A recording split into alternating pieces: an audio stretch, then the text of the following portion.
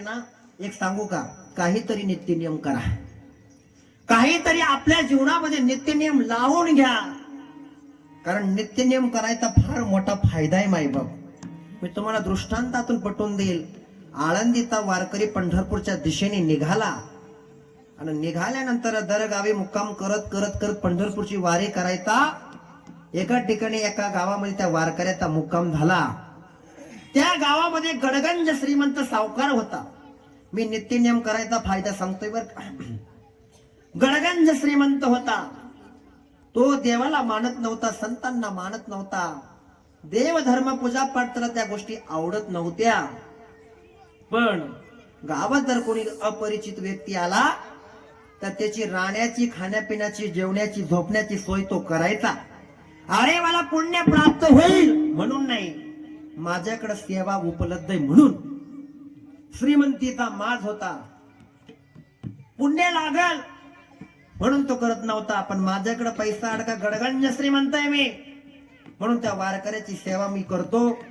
त्यानं हा वारकरी, आळंदीचा वारकरी त्या गावात मुक्कामी थांबला. त्या सावकारानं नेहमीप्रमाणे त्याची राहण्याची, खाण्यापिण्याची, झोपण्याची, जेवणाची सोय केली. साधू वारकरी दयाळू अंतकरणाची असतात. साधून बघितलं, अरे किती हा सावकार उधार मनात आहे, किती सेवा करतो, भावी भक्तांची आल्या गेल्याची, खाण्यापिण्याची, राहण्याची, मुक्कामाची व्यवस्था करतो. याच्या देखील जीवनाचं कल्याण झालं पाहिजे. साधूला त्याची दया आली. पण साधूनी त्याला सांगितलं, बाबा सावकार, अहो तुम्ही एवढं चांगलं काम करता, मग तुमच्या कामाचं फळ तुम्हाला मिळावं म्हणून तुम्ही काहीतरी जीवनामध्ये नित्य नियम करा. सावकार म्हटले, बाबा महाराज, देवाचं मला काही सांगू नका, देवाचं मला आवडत नाही, मी करणारही नाही. म्हटले नाव तरी घे. म्हटले जमत नाही. देवापुढे हात जोड. म्हटले जमत नाही. अगरबत्तीला. म्हटले तेही जमत नाही महाराज, देवाचं काही सांगू नका. साधूला कळून चुकला, हा असा ऐकणार नाही. त्याला आपल्या पद्धतीने सांगावं लागेल. आपल्या पद्धतीने सांगावं लागेल. असं म्हटल्यानंतर साधू म्हटलं, ठीक आहे, देवाचं तू करत नाही ना. म्हटले करू नको, ठीक आहे, पण मी जे सांगेल ते करशील का. म्हटले देवाचं नाही ना. म्हटले देवाचं नाही. एक काम कर, नाही तू देवाला मानत नको मानू, पण मी सांगतो म्हणून माझं एक ऐक. काय, तुझ्या दारापुढे एक कुंभार राहतो. त्या कुंभाराच्या कपाळ भला मोठा गंध राहतो. रोज सकाळी उठला की जेवणाच्या अगोदर कुंभाराच्या कपाळावरचा गंध बघायचा, मग जेवण करायचं. तो म्हटला देवाचं, याच्यामध्ये देवाचं काही नाही, करायला हरकत नाही. म्हटले करतो. दुसऱ्या दिवसापासून त्या सावकाराने तो नित्य नियम सुरू केला. रोज सकाळी उठला की जेवणाच्या अगोदर कुंभाराच्या कपाळावरचा गंध पाहायचा, जेवायला बसायचा. कुंभाराच्या कपाळावरचा गंध बघायचा आणि जेवायला बसायचा. एक नाही, दोन नाही, तीन नाही, चार नाही, तब्बल 6 महिने त्याने हा प्रयोग केला. आता इंद्रियांना वळण पडलं होतं. आता नित्यनेमाची सवय लागली. कुंभाराच्या कपाळावरचा गंध पाहिला का जेवायचा. पण झाला असं महाराज, 6 महिन्यानंतर तो कुंभार माती खाण्यासाठी जंगलात गेला. मी नित्यनियमचा फायदा सांगतो, लक्षपूर्वक आहे का. कुंभार माती खाण्यासाठी जंगलामध्ये गेला. दुपारचा 12 वाजले, पण कुंभार काय दिसे ना, कारण गंध पाहिल्याशिवाय जेवायचं नाही. अरे 12 वाजले, दुपारचा 1 वाजला, पण कुंभार काय दिसत नाही. पोटामध्ये कावळे उड्या मारू लागले. काय म्हणतात, उंदर. भूक लागली. दुपारचे 12, 1, 2 वाजला तरी काय कुंभार दिसे ना. हा कुंभाराच्या घरी गेला. कुंभारीन होती. सांगितलं, ताई कुंभार दादा कुठे गेले. म्हटले माती खाण्यासाठी जंगलात गेले. कधी सांगता येत नाही. अहो दुपारचे 3 वाजले, भूक अनावर झाली. कुंभाराच्या कपाळावरचा गंध पाहिल्याशिवाय जेवायचं नव्हतं. हा नित्य नियम होता. 6 महिन्यात इंद्रियांना वळण पडलं होतं. पण याची काही भूक अनावर झाली म्हणून जिथे कुंभार माती खाण्यासाठी जंगलात गेलाय ना, हा तिथे गेला. एका झाडाआड लपला. एक सांगू का, सावकार माझ्या कपाळावरचा गंध पाहून जेवण करतो याची कल्पना कुंभाराला नव्हती.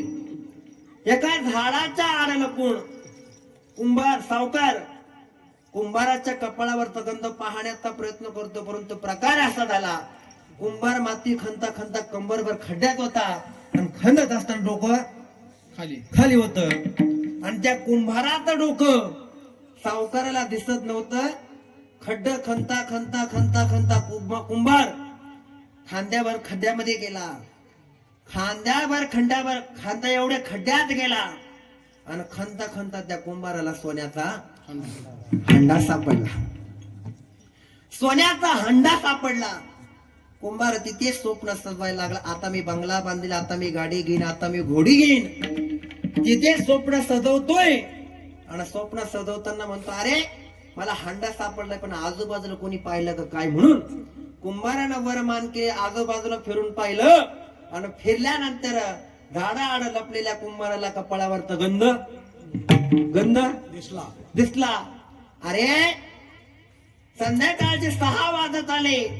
कुंभाराला सावकाराला भूक लागली होती आणि आता मात्र गंध दिसलाय. त्या कुंभाराला सावकाराला किती आनंद झाला असेल. अरे कुंभाराच्या कपाळावरचा गंध पाहिला आणि आनंद झाला. आनंदामध्ये सावकार म्हटला पाहिला पाहिला पाहिला पाहिला पाहिला आडून उठला म्हणते पाहिला पाहिला पाहिला पाहिला. आता कुंभाराने सावकाराने काय पाहिलं होतं गंध. कुंभाराला काय वाटलं हंडा. सावकाराने गंध पाहिला निघून गेला जेवायला बसला. आता कुंभाराला वाटलं हंडा पाहिला म्हणून कुंभाराने मस्त ते असं चादर घेऊन सगळं पांघरून बिघरून सगळं तो हंडा लपून आणला. घरी न जाता सावकाराच्या घरी गेला. सावकाराच्या घरी गेल्यानंतर सावकार म्हणतो सावकार तुम्ही खरंच पाहिलं. हो पाहिलं म्हणतो जेवायला बसलो. पण खरंच पाहिलं म्हटलं हो जेवायला बसलो. आता मुळात त्याने काय पाहिलं होतं त्याला काय वाटलं हंडा. सावकार खरंच पाहिलं म्हटलं हो पाहिलं म्हणतो जेवायला बसलो. कुंभार म्हणतो सावकार अर्धा हंडा तुम्हाला देतो कोणाला सांगू कोणाला सांगू.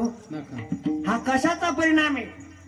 जीवनामध्ये नुसता गंध पाहण्याचा नित्यनियम केल्यानंतर जर सोन्याचा अर्धा हंडा भेटत असेल तर आपल्या गावामध्ये बाळूमामा सारखे महान संत आणि मेंढी माऊली चालून आली मग त्यांची सेवा केली तर काय भेटणार नाही.